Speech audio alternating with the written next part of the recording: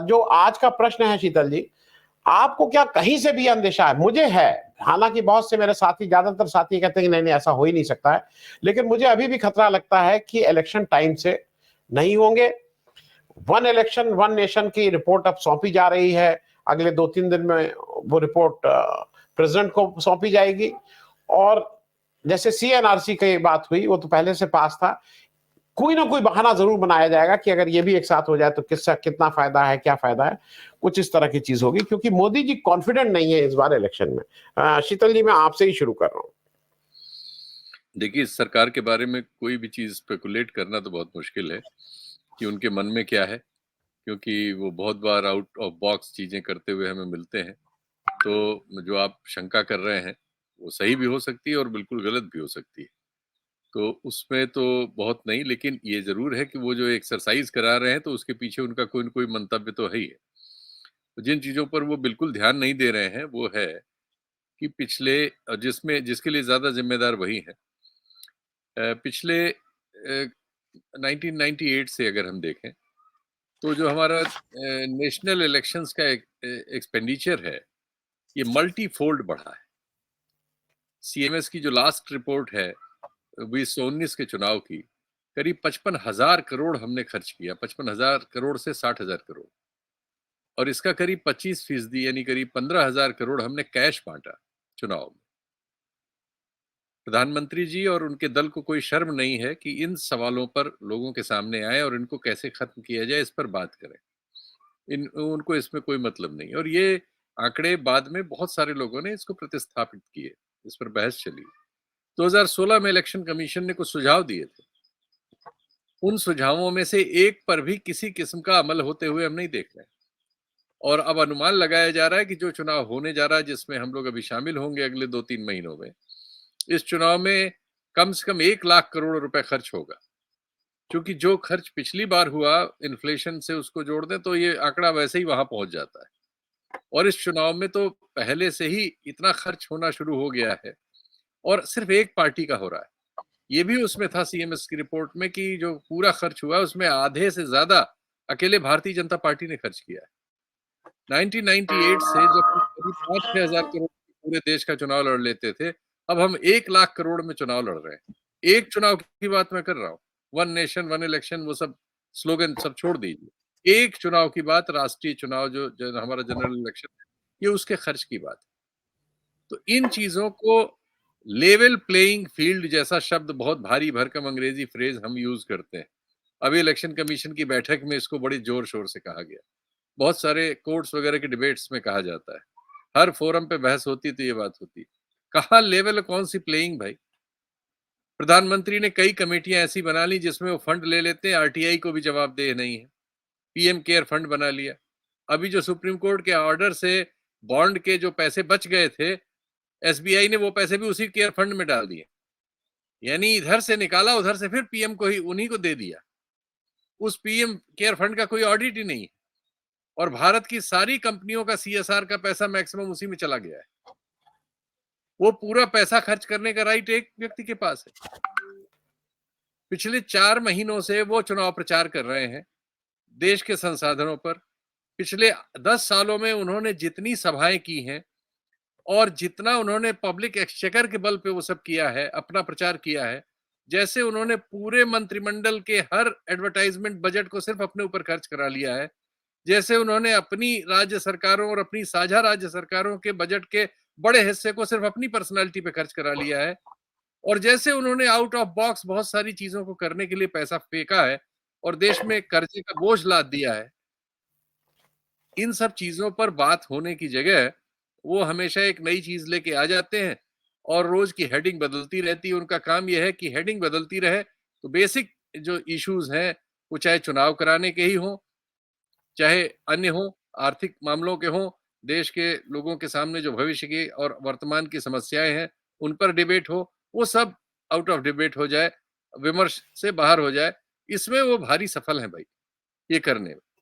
उनके जमाने में पीएमओ का और पीएम पर होने वाला जो खर्चा है वो इसके पहले हुए सारे प्रधानमंत्रियों के खर्चों के बराबर निकलेगा, और जितनी सभाएं उन्होंने की हैं पब्लिक एक्सचेकर के दम पे शायद सारे प्रधानमंत्रियों ने मिलकर इससे कम की होंगी। और इस सब पर जो खर्च होता है सुरक्षा से लेके अन्य चीजों का, उनके जमाने में वो खर्च मल्टीफोल्ड भी हो गए। लेकिन वो पता नहीं किन चीजों पे बात कराना चाहते हैं इसके बावजूद। देश में 65,000 से 70,000 के करीब ये आपके पेट्रोल पंप्स हैं, प्राइवेट और सरकारी, मैक्सिमम उसमें उन्हीं कंपनियों के हैं जो सरकार के हाथ में है आज भी। इन 70,000 कंपनियों में आउटडोर एडवर्टाइजमेंट का एक बजट था, उनमें एक बड़ा सा होर्डिंग लगा रहता था जिसमें कंपनियां अपने एडवर्टाइजमेंट वगैरह करती थी इधर-उधर, और थोड़ा बहुत उससे रेवेन्यू पेट्रोल पंप्स और अन्य सिस्टम में आ जाता था। ये पूरे 65-70,000 पेट्रोल पंप पिछले 10 सालों से सिर्फ प्रधानमंत्री का प्रचार कर रहे हैं। इतना बड़ा आउटडोर पब्लिसिटी का बजट किसी ने कभी एक व्यक्ति के महिमा मंडन पर खर्च नहीं किया होगा, और ये अनवर 10 साल से जारी है, अनअकाउंटेड, इसकी कोई गिनती नहीं। कितने पैसे का ह्रास हुआ, ये कंपनियों के बजट में आता, इस्तेमाल होता, गायब है। इस तरह से इन्होंने तो खर्चों के सारे रिकॉर्ड तोड़ दिए हैं। कर्ज लेके खर्च कर रहे हैं, राज्यों को उनका हक नहीं दे रहे हैं, राज्यों से तनाव बढ़ रहा है, जो ज्यादा टैक्स में कंट्रीब्यूट करने वाले स्टेट हैं वो डिस्टर्ब हैं कि उनके साथ ईमानदारी से बंटवारा नहीं हो रहा है। ये सारे सवाल नेपथ्य में डाल दिए हैं, सिर्फ चुनाव लड़ने की एक मशीन बनाई हुई है। और वो जैसा स्वीडिश उस एक डेमोक्रेटिक ऑर्गेनाइजेशन ने कहा है जो दुनिया भर में डेमोक्रेसी का अध्ययन करती है, कि भारत अब एक सिर्फ चुनाव कराने वाली ऑटोक्रेसी में बदल गया है। लोकतंत्र के नाम पर सिर्फ वहां चुनाव होता है, और जिसको इस तरह के भ्रष्टाचार से, जिसमें अब कैश का बंटवारा बहुत बड़े लेवल पे शामिल है, उसके जरिए और एक भयानक प्रचार तंत्र के जरिए, एक तरफा प्रचार तंत्र के जरिए उसमें जनभावना को लूट लिया जाता है, और सिर्फ इतने तक लोकतंत्र बचा हुआ है। बाकी सब इन्होंने लोकतंत्र को तहस नहस कर दिया है, वो ऑटोक्रेसी में बदल दिया है। शीतल जी, मुझे एक दो चीजें बता दीजिए। एक राकेश भाई साहब ने एक बात और कही, वो कह रहे हैं कि नहीं, ये किसी भी तरह से नहीं हो सकता है क्योंकि देश में कुछ आयन कानून है और उससे सारे लोग बंधे हैं। लेकिन मैं कभी कभी मुझे समझ नहीं आता है, जम्मू कश्मीर में इलेक्शन क्यों नहीं हो रहा है? आयन कानून है, सुप्रीम कोर्ट इंटरवीन किया, उसने कहा है सितंबर तक। कहा मतलब, मैं अगर ये आयन कानून उसके लिए जो आयन कानून माने, अगर मैं आयन कानून मानता ही नहीं हूं, राज्यसभा में जिस तरह से इन्होंने किसान बिल पास कराया था, शीतल जी अगर आपको याद हो, वो कौन सा कानून था? डिवीजन होता है, पता है, नहीं कराएंगे, हम सस्पेंड करा देंगे, सस्पेंड करा के वोट करा देंगे। वो तो अजीब अजीब काम करते हैं। मैं शीतल जी एक स्पेसिफिक चीज पूछ रहा हूं, दिक्कत सारी इंडिया गठबंधन से है। इंडिया गठबंधन को आज आप तोड़ दीजिए, सब लोग अलग अलग इलेक्शन लड़ने लगे, कोई दिक्कत ही नहीं है। मोदी जी कल इलेक्शन का अनाउंस कर देंगे। दिक्कत हो रही है कि इंडिया गठबंधन टूट नहीं रहा है। दिक्कत ये हो रही है कि Mamata Banerjee as a strategy, वहां पे वेस्ट बंगाल में समझ में आ रहा है कि अगर ममता बनर्जी अलग लड़ती हैं तो शायद बीजेपी का ज्यादा नुकसान हो जाएगा बनस्पत इंडिया गठबंधन।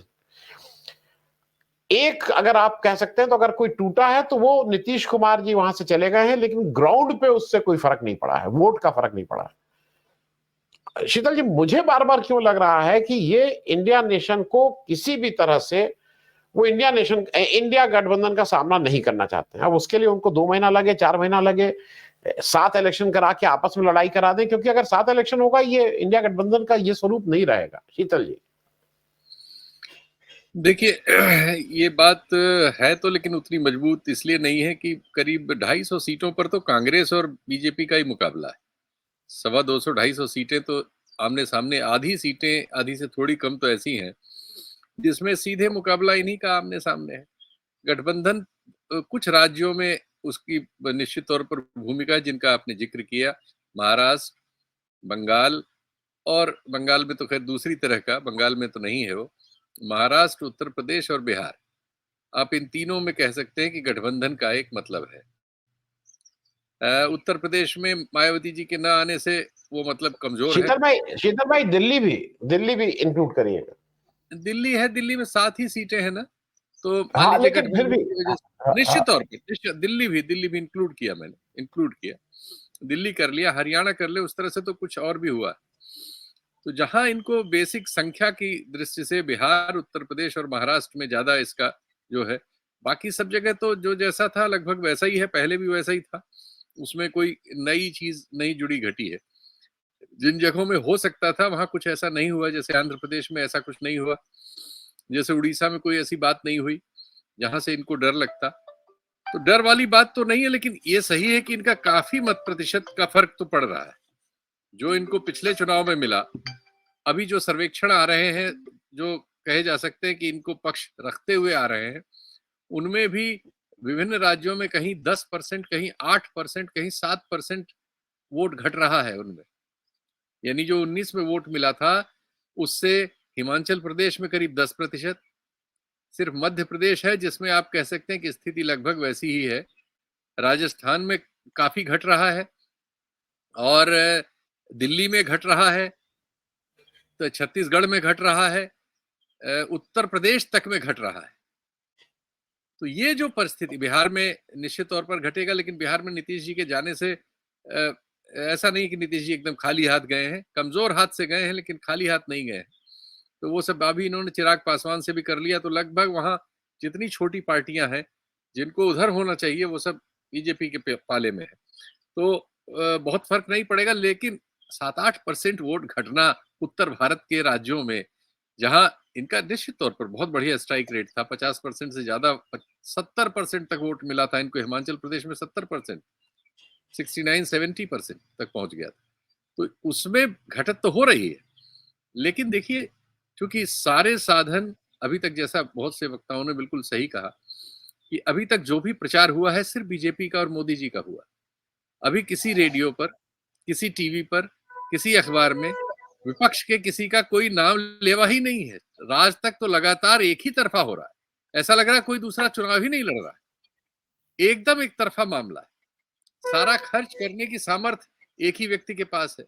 जो दूसरे राजनीतिक दल है, उनके रोज खबर आती है कि ये उनके कोषाध्यक्ष थे, बहुत करीब थे, फंड मैनेज करते थे, इनके यहाँ ईडी का छापा पड़ा, ये फलाने थे, इनके यहाँ सीबीआई का छापा पड़ा। तो विपक्ष के जितने भी दल हैं जिनको हम आप गिन रहे हैं, इन सब के यहाँ, चाहे महाराष्ट्र हो, चाहे बिहार हो, चाहे उत्तर प्रदेश हो, चाहे और कोई प्रदेश हो, सब जगह उनके यहाँ एजेंसीज के छापे डाल के कोशिश हो रही है कि वो एकदम कंगाल कर दिए जाए, और उनको कंगाल करने में सफलता प्राप्त हुई।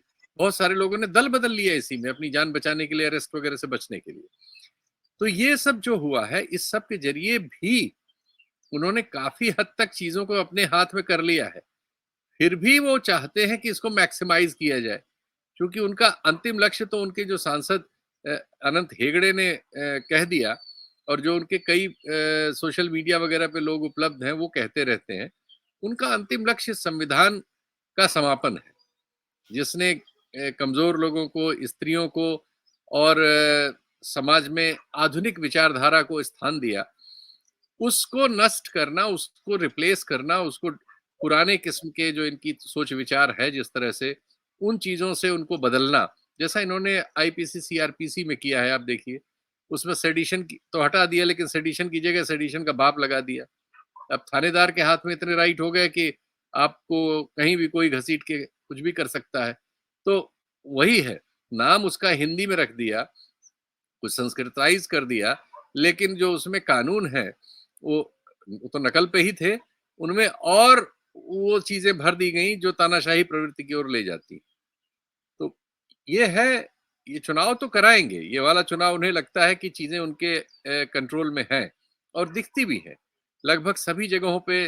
आप देखिए उड़ीसा जैसे राज्य में, जहां की वहां की स्थानीय पार्टी बड़े आराम से विधानसभा जीतती है, बड़े आराम से लोकसभा जीतती है, वो इनसे समझौता कर रही है वहां।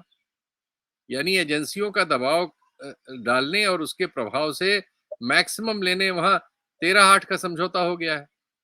जो पार्टी 114 असेंबली जीती थी बाय इलेक्शन, 147 में से बाय इलेक्शन भी जीती थी बीजेपी के खिलाफ, वो अब 100 पे लड़ने को तैयार है, और 47 इनको देने को तैयार है।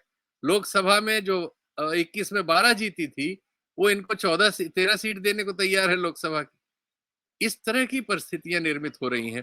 तेलुगु देशम से भी इनका समझौता वहां हो गया, और वहां की एक स्थानीय पार्टी से भी। तो अगर आप समझौते की दृष्टि से देखें तो भारतीय जनता पार्टी की स्थिति या एनडीए की स्थिति बहुत ज्यादा स्ट्रांग है तुलनात्मक रूप में। इंडिया के लिए अभी भारी समस्याएं हैं। फंड्स की समस्या तो अपनी जगह है, छोटे छोटे स्किर्मिशेस हैं जो हर जगह आ रहे हैं, लेकिन इसके बावजूद लोग कुछ निराश इनके दौर से हुए हैं।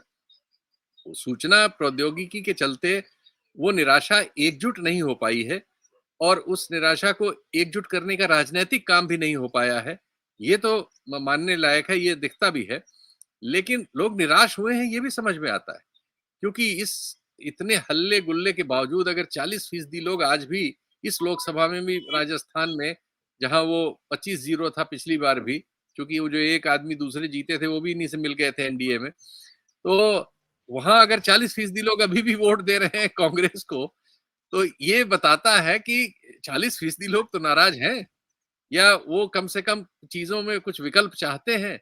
इनके सारे दुष्प्रचार प्रचार के बावजूद वो कुछ और सोच रहे हैं।